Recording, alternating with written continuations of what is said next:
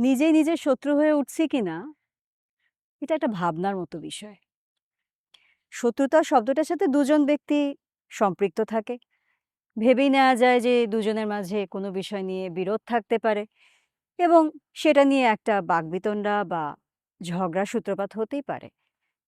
কিন্তু ভাবনার বিষয়টা হয় তখন যদি নিজের সাথে নিজের একটা সমঝোতার ব্যাপারে কোথাও এসে পৌঁছাতে হয়। নিজে নিজের শত্রু হয়ে উঠছি কিনা এটা বুঝতে একটা ছোট্ট গল্পের উদাহরণ দিতে পারি। একজন আর্টিস্টের কথা বলতে পারি, যার বয়স ৩০-এর কোঠায়।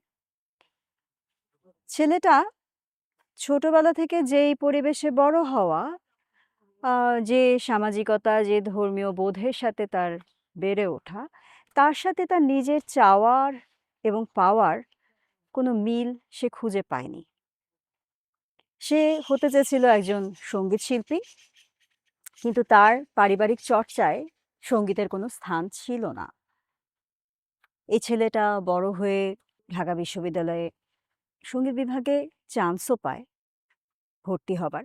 কিন্তু পারিবারিক নিষেধাজ্ঞা এবং সামাজিকতার কারণে সে তার এই নিজের চাওয়াটাকে গুটিয়ে নেয় এবং শেষ পর্যন্ত সে অ্যাকাউন্টিংয়ে পড়ালেখা করে এবং একজন শিক্ষক হিসেবে জীবিকা নির্বাহ করে চলে। যেহেতু বয়সটা কম এবং তার চাওয়ার তীব্রতাটা তখনও অনেক বেশি, তাই সে পুরোপুরি সঙ্গীতকে ছেড়ে দিতে পারেনি। সে পরবর্তীতে নিজের বন্ধুদেরকে নিয়ে একটা আর্ট ক্যাফে গড়ে তোলে, যেখানে তার নিজের সঙ্গীত চর্চাটাও অব্যাহত থাকে, সাথে সে আরও কিছু বন্ধুবান্ধবকে বা সঙ্গীত শিল্পীদেরকে নিয়ে তার যাত্রাটাকে অব্যাহত রাখে। এটুকু পর্যন্ত শুনে গল্পটা খুব সাকসেসফুল কোনো মানুষের গল্প মনে হয় এবং তাতে কোনো রকম শত্রুতার প্রসঙ্গ আসে না।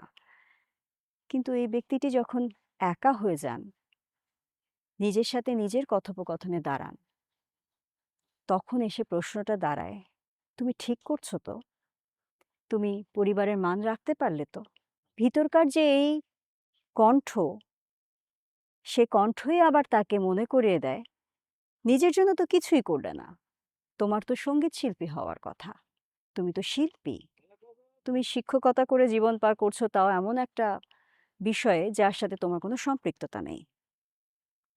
এই দ্বৈততা, এই ডুয়ালিটির মাঝে এই মানুষটি তখন ভীষণভাবে অসহায় হয়ে পড়ে এবং তার জন্য বেছে নেওয়া সত্যিই কঠিন যে সে কার পথে হাঁটবে। সে তার পরিবারের সম্মান রক্ষার্থে জীবিকা নির্বাহের যে পথ সে বেছে নিয়েছে তাতেই থাকবে, না তার যে শিল্পী সত্তা তাকে সে গুরুত্ব দেবে। বিষয়টা অনেকটা জাগলিং এর মতো, ব্যালেন্সিং। দুটোর মাঝে সামঞ্জস্য রেখে নিজের জীবনকে পরিচালিত করতে যে পারে, সেই বোধহয় সার্থকতার কিছুটা আস্বাদ পেতে পারে। কিন্তু তাই বলে যাত্রাটা কখনোই সহজ নয়।